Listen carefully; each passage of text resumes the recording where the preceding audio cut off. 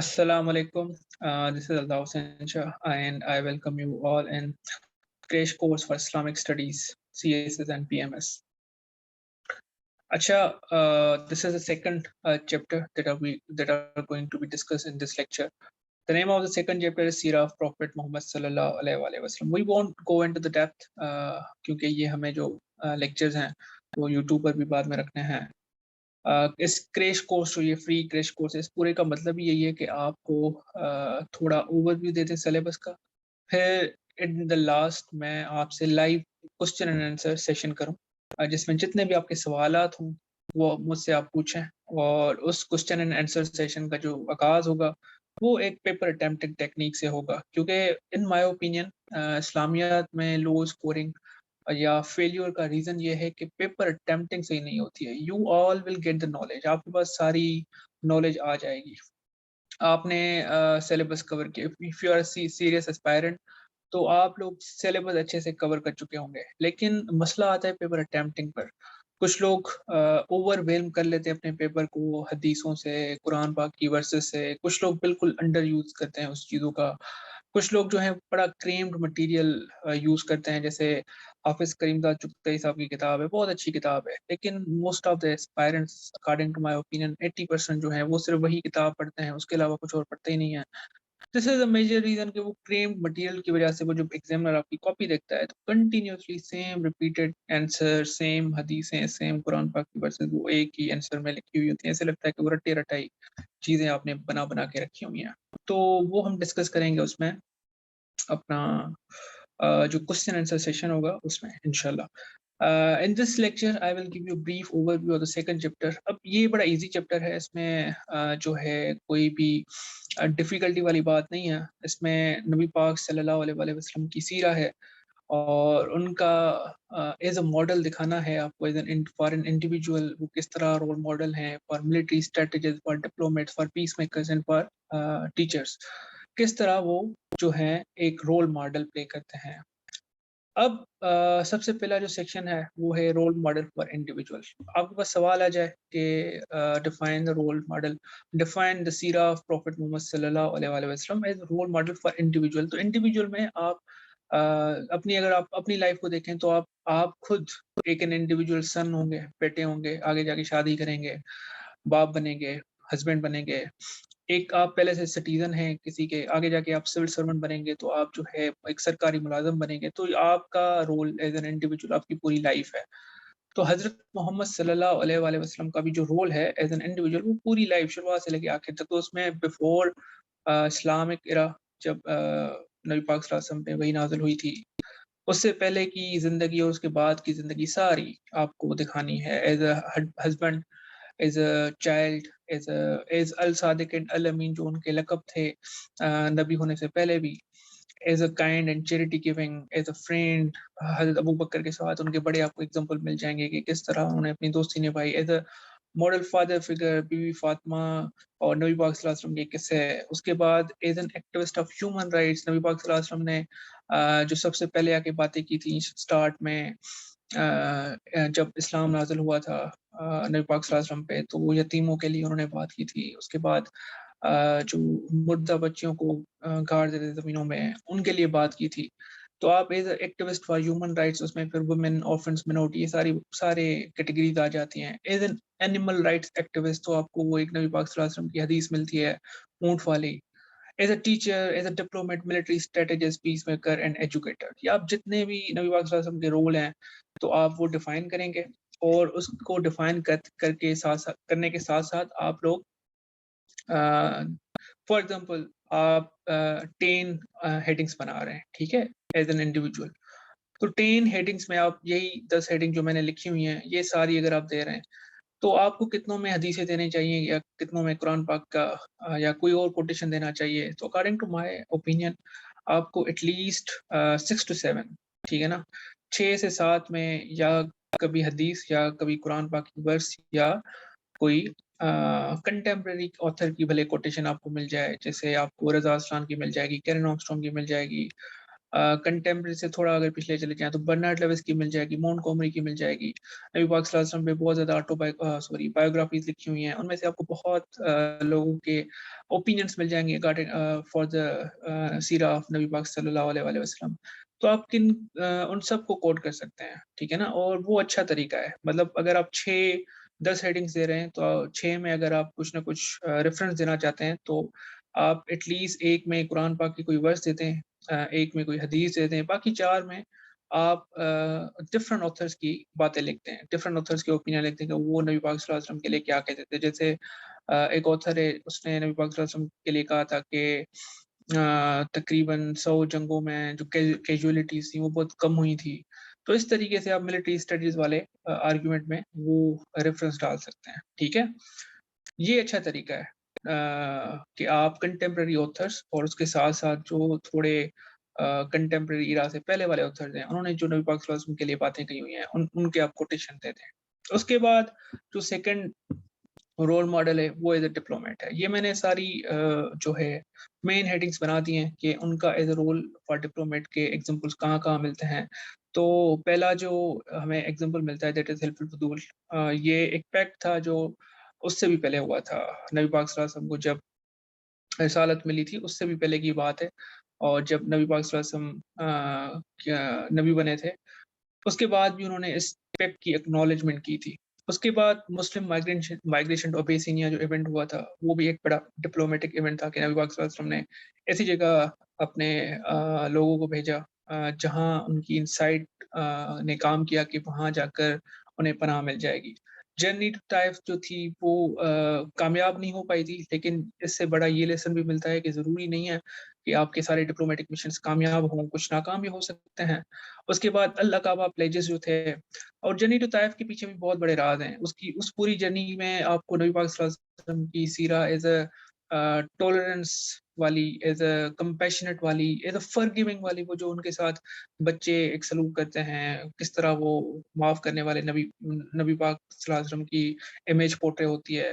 تو وہ پوری جرنی بڑے لیسن سے بھری ہوئی ہے. اس کے بعد اللہ کا پلیجز تھے، یہ مدینہ سے لوگ آئے ہوئے تھے، 2 پلیجز ہوئے تھے نبی پاک صلی اللہ علیہ وسلم کے پاس. پھر اس پلیجز کی وجہ سے آگے جا کے نبی پاک صلی اللہ علیہ وسلم نے مائگریشن کی تھی ٹورڈز مدینہ. جب وہ مدینہ آ گئے تھے تو وہاں ایک کانسٹیٹیوشن بنایا تھا، وہ بھی بڑا ڈپلومیٹک کانسٹیٹیوشن ہے. اس میں اوس اینڈ خزرج جو 2 قبیلے تھے ان میں صلح کروائی تھی. اس کے بعد ٹریٹی آف حدیبیہ، اس ٹریٹی میں تو نبی پاک صلی اللہ علیہ وسلم کو کہا گیا تھا کہ آپ جو ہے نبی محمد رسول اللہ یہ نہ لکھیں، محمد سن آف عبداللہ یہ لکھیں. وہ بھی انہوں نے قبول کر لیا تھا. تو یہ بھی ایک ڈپلومیٹک انسائٹ تھی. اس کے بعد نبی پاک صلی اللہ علیہ وسلم کی different correspondence with other leaders, diplomatic immunity دی ہوئی تھی نبی پاک صلی اللہ علیہ وسلم نے کہ جو بھی آپ کے پاس آئے گا ایز اے ڈپلومیٹ کوئی پیغام پہنچانے صلح کا یا جو ہے انویٹیشن کا، تو اس کو ایک امیونٹی ہوگی. اس کے جو ہیں الگ سے گھر ہوں گے، ان کی یہاں پہ خرچہ پانی سارا جو ہے وہ ریاست مدینہ جو نبی پاک صلی اللہ علیہ وسلم کی تھی وہ سنبھالے گی، ٹھیک ہے نا. اور ریسپیکٹ جو کانویز ہوتے تھے ان کو ریسپیکٹ دینا، جو ڈپلومیٹس ہوتے تھے ان کو گفٹس وغیرہ دینا. تو یہ ساری چیزیں ابھی بھی اگر آپ دیکھیں تو ہمارے پاس جو وہ ڈپلومیٹس کا ایک آئی تھنک ویانا کانفرنس جو ہوئی پڑی ہے 1950s کی آئی گیس، اس میں بھی یہ ساری چیزیں جو آپ کو نبی پاک صلی اللہ علیہ وسلم اس وقت دی ہوئی تھی ڈپلومیٹس کو، وہ بھی آپ کو ملیں گی. اس کے بعد آتا ہے رول آف نبی پاک صلی اللہ علیہ وسلم ایز اے ملٹری اسٹریٹجسٹ. ٹھیک ہے، اب ملٹری اسٹریٹجسٹ میں جو ہے اس کو ڈسکس کرنے سے پہلے سب سے پہلی بات جو آتی ہے آبجیکٹو آف وارفیئر. تو آبجیکٹو جو وارفیئر کا اسلام میں تھا وہ تھا 3-4 اس کے آبجیکٹو تھے کہ اگریشن کے خلاف لڑنا ہے، اوپریس جو ہوں ان کی اسسٹنس کرنی ہے، اور پوری مسچیف جہاں بھی ہو رہی ہے اس کی ریڈیکیشن کرنی ہے، اور آپریشن کو ایلیمنیٹ کرنا ہے، ٹھیک ہے، جہاں بھی ظلم جبر ہو. اور یہاں سے میں آپ کو ایک بات کلیئر کر دوں کہ کبھی بھی اسلام ایک انڈیویجول کو اتھارٹی نہیں دیتا ہے کہ وہ جا کے کسی کے ساتھ لڑے، ٹھیک ہے نا. اگر جہاد کرنا بھی ہے تو وہ اسٹیٹ کرے گی، ٹھیک ہے. اس کے بعد پر اسٹیٹ کیوں کرے گی؟ جب یہ ایلیمنٹس ہوں گے کہ کہیں اگریشن ہو رہا ہے تو اس کے خلاف، کہیں ظلم ہو رہا ہے کسی پہ، جیسے ابھی میانمار میں ہو رہا تھا تو وہاں آپ کر سکتے ہیں آپ مطلب ایز این اسٹیٹ، ٹھیک ہے نا، ایز این اسٹیٹ ان سے جہاد کر سکتی ہے اوپنلی، ٹھیک ہے. اس کے بعد ملٹری اسٹریٹجیز ہیں. ملٹری اسٹریٹجیز جو تھی نبی پاک صلی اللہ علیہ وسلم کی، انہوں نے فلسفی آف وار جو تھی وہ چینج کر دی. پہلے لوگ پیسوں کے لیے لڑتے تھے، انویژنس زمینیں ہڑپنے کے لیے لڑتے تھے.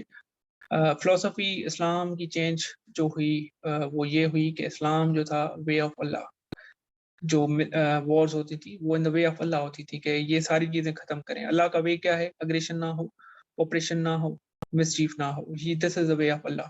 تو اس کے خلاف جو وارز ہوئیں یہ فلسفی تھی اسلام کی. اس کے بعد اور جو ملٹری اسٹریٹجیز تھی جو نبی پاک صلی اللہ علیہ وسلم پریپیئر کرتے تھے وار کے لیے. اسپیونیج والا ایلیمنٹ تھا، سرویلنس والا ایلیمنٹ تھا، سیکریسی والا ایلیمنٹ تھا، پراپر کاؤنسلنگ ہوتی تھی. ایک لوگ بیٹھے ہوتے تھے، ان سے صلح مشورہ کر کے پھر ہی آپ جو ہے کچھ نہ کچھ اقدام لیتے تھے. اس کے بعد انوویشن وار اسٹریٹجیز آپ کو ملتی ہیں، ٹرینچ والی جو کھندق والا سین تھا. اس کے بعد آپ کو دوسرا وہ انسائٹ ملتا ہے کہ سورج جو ہے وہ ہماری بیک پہ ہو، فرنٹ پہ نہ ہو، اور ایسی جگہیں ہمیں جا کے کور کرنی ہے جہاں پر پانی کا ایکسس ہمیں مل جائے، ٹھیک ہے. اس کے بعد پروفٹ آف مرسی کس طرح ہیں نبی پاک صلی اللہ علیہ وسلم. تو یہ مونٹگومری وارڈ کی بات تھی کہ only 1058 casualties occurred in 100 wars, جو میں نے آپ کو بھی بات کی گئی تھی. یہ مونٹگومری کی کتاب ہے، محمد مدینہ، اس میں لکھی ہوئی تھی. اب یہ ہے کہ نبی پاک صلی اللہ علیہ وسلم کو پروفٹ آف مرسی کیوں کہا جاتا ہے؟ کیونکہ آج کل اگر آپ جنگ دیکھیں، جو آج کل جنگیں ہو رہی ہیں، سمپلی آپ رشین انویژن آف یوکرین دیکھ لیں تو نو سیولینز پروٹیکٹڈ، پرزنر آف وار جو ہیں ان کے ساتھ بڑا ہیوملیٹڈ جو ہے ٹریٹمنٹ کی جاتی ہے. اینیملز، ٹریز، وومن، چلڈرین، اور مینٹلی ال، کلرجی مین، ورکرس، کوئی بھی آ جائے. آپ جو ہے انویژنس میں، کرنٹ وارس میں، ورلڈ وار 1، ورلڈ وار 2 دیکھ لیں، سب لوگ جو ہیں ٹارگیٹ ہوتے ہیں. لیکن نبی پاک صلی اللہ علیہ وسلم کی جو حدیثیں ہیں، جو باتیں ہیں، ان سے یہ پتہ چلتا ہے کہ جنگ میں کسی بھی سویلین کو آپ نہیں ماریں گے، پرزنر آف وار کی عزت کریں گے، اینیملس کو آپ جو ہے نقصان نہیں پہنچائیں گے انٹل اینڈ آپ کو اس کی ضرورت ہے. آپ ایون پیڑ پودوں کو نہیں کاٹیں گے انٹل اینڈ آپ کو اس کی ضرورت ہے. Women, children, old, mentally ill, clergymen, workers and servants, یہ سارے امیون ہیں. جو بھی نان پارٹیسپینٹ ہے وہ سارے امیون ہیں، وہ ان کے ساتھ آپ جنگ نہیں کر سکتے.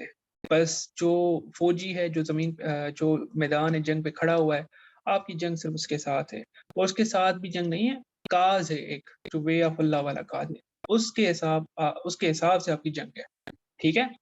اس کے بعد role model for peacemaker. تو یہ ساری آپ چیزیں لکھ دیں گے جو ہم نے پیس میکر والی کیٹیگریز پڑھی. اس کے بعد یہ سارے ایلیمنٹس آ جائیں گے کہ امین نبی پاک صلی اللہ علیہ وسلم کو لقب دیا ہوا تھا. اس کے بعد اسود اسٹون اسٹوری آپ کو ملتی ہے کہ وہ حجر اسود جو پتھر ہے اس کو لگانا تھا.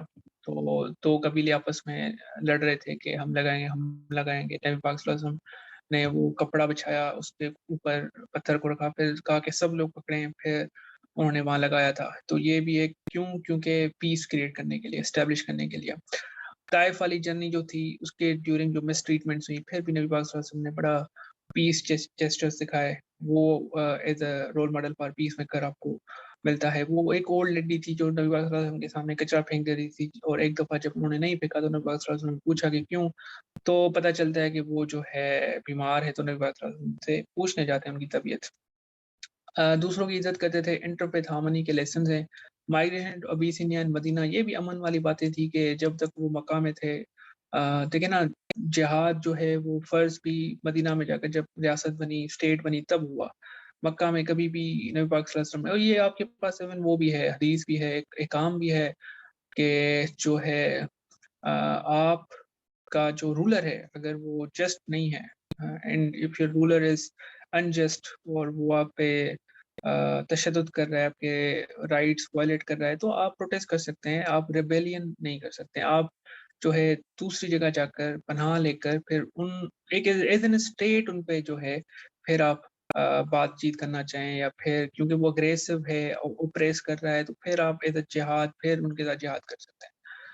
اس کے بعد آپ کا unification of warring tribes, Aws and Khazraj والا ایگزامپل جو میں نے آپ کو بتایا. Medina charter, treaty of Hudaybiyyah, diplomatic efforts, honoring Bilal جو پہلے ہمارے مؤذن تھے، اور حجت الوداع last sermon of holy prophet. یہ سارے آپ کو ایگزامپل ملتے ہیں کس چیز کے,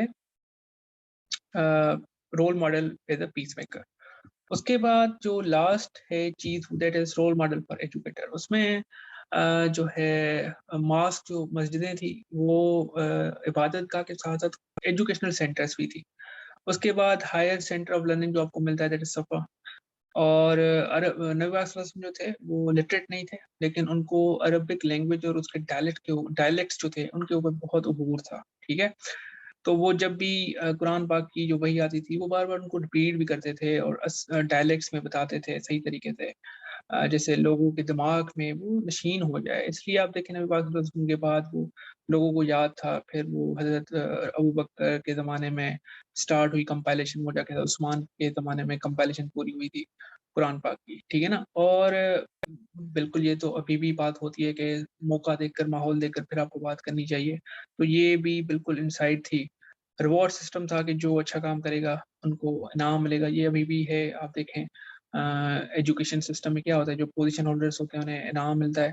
لیونگ بائی ایگزامپل, وہ استاد ہی کیا جو پہلے خود ایز این ایگزامپل نہ بن پائے لوگوں کے لیے, پھر جو سکھائے وہ خود ہی وہ عمل نہ ہو ان میں. تو نبی پاک صلی اللہ علیہ وسلم جو بات کرتے تھے, جو احکام دیتے تھے, وہ پہلے ان میں باتیں ہوتی تھی. تو یہ as a role model for educator تھا. اب اس پورے چیپٹر میں جو موسٹ امپورٹنٹ ہیں وہ as a piece maker, military strategies اور ڈپلومیٹ. یہ تین موسٹ امپورٹنٹ ہیں. اگر سوال آئے گا بھی تو ان تینوں میں سے کسی ایک پہ آ سکتا ہے, لیکن اس کا مطلب قطعی نہیں ہے کہ آپ انڈیویجول اور ایجوکیٹر کو چھوڑ دیں. ٹھیک ہے, پڑھنا آپ کو سارا ہے, گو تھرو آپ کو سارا کرنا ہے, لیکن زیادہ فوکس تھوڑا ڈپلومیٹ, ملٹری اسٹریٹجسٹ اور پیس میکر پہ دینا ہے. ٹھیک ہے, اللہ حافظ, ملتے ہیں انشاءاللہ کسی اور لیکچر میں.